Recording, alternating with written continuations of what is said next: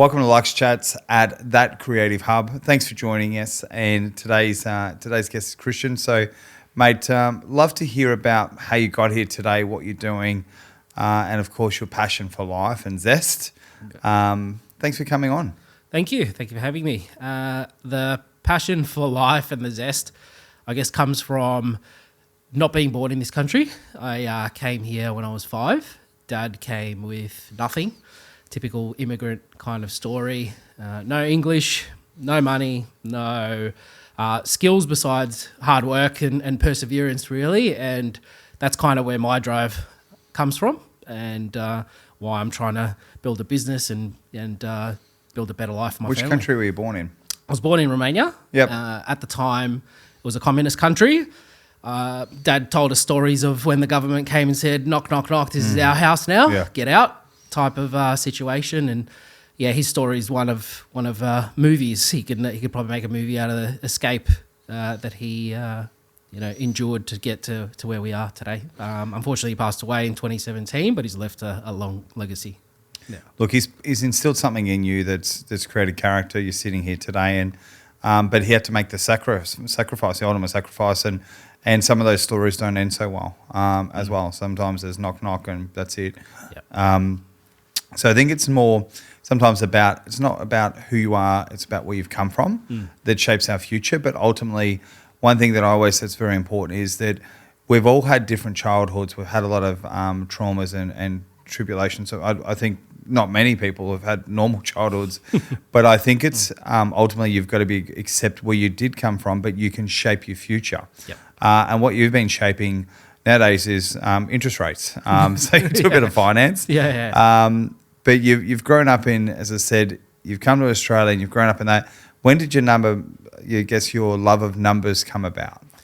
I actually got thrown into it by accident. I was trying to work out what I wanted to do after school. Mm-hmm. All that I knew is that I didn't like school.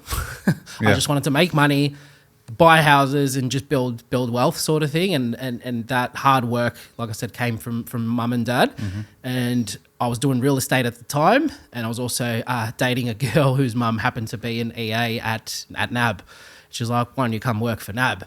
And I remember getting the contract and not being able to sign it because I was still 17 at the time. I was in year 12 and they told me to sign the contract for NAB a week after when I turned 18. The week later, went to NAB and haven't looked back, and it's my 21st year in finance now. Wow. So you started with NAB? Yep. That was actually my first bank, that in Bendigo. Nice.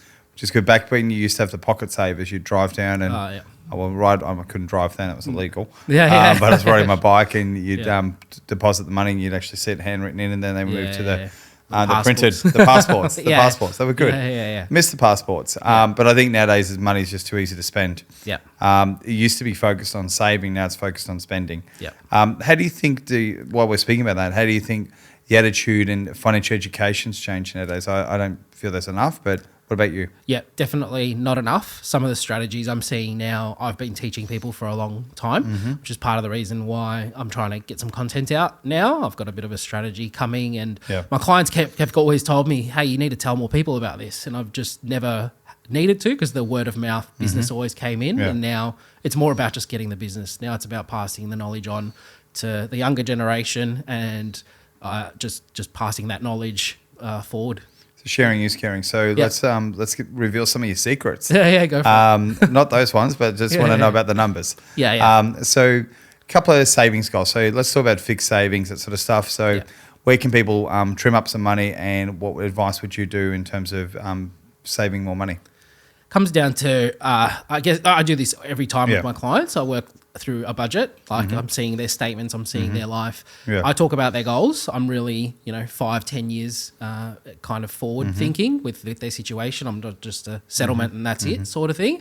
And when I'm talking about their goals, we're working out, all right, well, where do you want to be and where are you today and how do we get you there? And it's usually the budget situation. It's like you're spending too much on this discretionary spend, and where can we potentially pull back? And if they're disciplined enough and they continue to talk to me, generally we're hitting goals pretty quickly. And how long does it take you to get through a budget? Honestly, it depends on how many accounts they've got. Some people have, gas account, water, electricity, all that stuff, and it might take a little bit longer. Yep. And they sound like they're pretty organised, those ones. Yeah. But good. it can be. That's the one that's only got one account. Yeah. Well, it depends on how much time they put into Yeah. it as well. If we can sit there, we can do it in one session. Just go highlight what can we take out, what can we remove, and just kind of categorize into what's fixed expense and what are the discretionary expenses from there as well. And in terms of your finance business nowadays, you're focusing on predominantly houses, commercial, development. What sort of lending are you doing? Mainly houses, bit of development on the side as well. Just depends on the client needs. I'm a bit multifaceted when it comes to things. It comes down to the client, and if I can't help, I try and use a holistic approach of partners that I can maybe bring in, like a joint venture, and help. But my bread and butter, definitely residential. Yeah. And what are you seeing in the market at the moment? What's happening around Australia? Melbourne's starting to pick up. That's kind of the thing that I'm talking about. It's starting to bubble. All the other capital cities have just gone like this, and now Melbourne is kind of starting to head that way as well. A lot of investors have moved out of Melbourne and gone to different states for various reasons. The interest rates dropping is a big thing, so it's created a bit of a buzz in the market. Yeah. And what do you think? Obviously, you want to start doing some social media and branding now. Yeah. I mean, I know a lot of brokers. Yeah. How do you think a broker would stand out in 2025? You've got to have a different approach to other brokers to actually show what your value is. And mine is the experience, I guess. 21 years, done thousands and thousands of loans. I do have that holistic approach and a client-first attitude where I really want to be part of their family. I don't want them to go and think about the other brokers. I want them to go, yep, Cristian's our guy. He's the one that can help us, because I've always managed to help them before. You doing many house visits or Zooms or phone calls? I'm a bit old school. I like the house visits. I'm a relationship person. I feel like I get a lot more from that interaction, and I can look around the house, have a look at photos, all that type of stuff, to say, hey, who does he need help? Does she need help? Who's that? And I've done that That's Uncle Terry. Yeah, exactly. But I'm doing like kids loans now, Yeah. because that we're like 10 years old. 10 years ago now they're 20, buying their first house, and so you did mum and dad's loan 10 years ago, and it's from being at the house and doing that. Because if you're on a Zoom, it's usually just the parents or whatever. I don't mind Zooms if it's necessary, but I'm very old school. I love sitting down. And what do you define wealth as nowadays? For an Australian family, used to be half your wage would almost go into a house. What's wealthy nowadays? What does that look like? Wealth is time freedom. Time freedom. Yeah, 100%. Being able to spend time with the family. And I'm very lucky. During COVID, I wasn't letting people borrow up to their eyeballs because interest rates were so low. I remember doing rates at like 10% at NAB when I was there, and rates were 2%. They were never going to last that long, and a lot of people got into trouble by borrowing. So you're forward planning. Yeah, forward planning, thinking, trying to, like I said, 5-10 years, what's going to happen. And I've had a client call me before saying, thank you for not letting us borrow too much, because we would have had to sell the house, or I would have had to go back to work. She was working 3 days a week. She's like, I would have had to go back full time to afford the house. And if you're not seeing the family that you're doing it for, that's not wealth at all. 100%. And then let's talk about some of your personal goals. So what is wealth in terms of love and friendship and the LUX side of it? What does that look like for you? Yeah. Again, going back to the holistic approach, this is why I love LUX so much, because there's so many good people, and actually helps me fulfill my clients' needs, and it rewards me as well. When they're getting help from other people, and it's like, oh, that person did a really good job, and I got them through LUX, that's awesome. And it also helps my business to grow as well, which helps my wife to not go back full time, to then spend more time with the kids. And as I'm building my business, I can have some time freedom as well. I don't have to be there all the time, because I can build the team around me to be able to walk out and go spend some time with the kids while they're young. And when you take them away, where would you take them to? Where would you love to go to? So the money's no object. You've got the rate. It's 0% interest rate. You're being gifted it. Nice. Where are you travelling to? Yeah, somewhere warm. Somewhere warm where we can spend time as a family and everyone can be entertained. Water park, memories. It's all about the memories.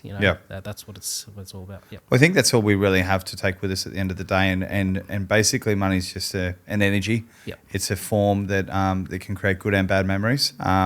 but I think you is correct. It's great, and I love to see your holistic approach. And I've heard great stories about what you're doing with your clients. Thank you. And then let's just go with the item that you would wear on your wrist or the car that you would drive. What item would that be? What's that Lux item? Oh, the car that I would drive. Yeah. My wife is always pushing me for a Land Rover. Yeah. one of the premium top of the range. It's coming. It's coming. We've just financed it. Yeah. Nice. So maybe that for her because happy wife, happy life. That's what I say. So, and you? Yeah. And for me, honestly, I would probably just want somewhere to live, like with like a castle. Everything for the kids, somewhere where they can always come forever. They want to be there. They want to enjoy it. It's got a pool. It's got the entertainment, and they always. So you don't want to be uprooted. Like from what I hear, as I said, you've travelled the world. And now you just want a place to call home. Yeah, correct. And then like the hub for everyone to come. Home. Yeah, fantastic. So it's all about good memories, having people around you. You've been an amazing guest. Is there one piece of advice you'd like to leave our audience with? That they should be doing for themselves to live however you want to say it? Big believer in karma. Do good by people, and it'll always come back to you. No matter what. Just give without the need of receiving, the expectation, and it'll come back to you in other ways. There is a saying around there about you cannot give. Sometimes you can give too much. Because if you're giving and not receiving back, I did hear about that the other day on a podcast. So I do like. I would agree with giving with no expectation, but it will be open to receiving as well. And I think that's an important thing because sometimes people miss out on that. And you can't give from an empty cup. I can definitely tell that you're fulfilling lives and changing people's destinies. You've been an amazing guest on LUX Chats. Guys, thanks so much for tuning into LUX Chats, and give us a follow on lux.vip events, and we'll see you guys again soon. If you want to be a guest on this podcast, just reach out. Cristian, been amazing. Good luck. Can't wait to see you at the ranch. Thank you. Thanks, mate.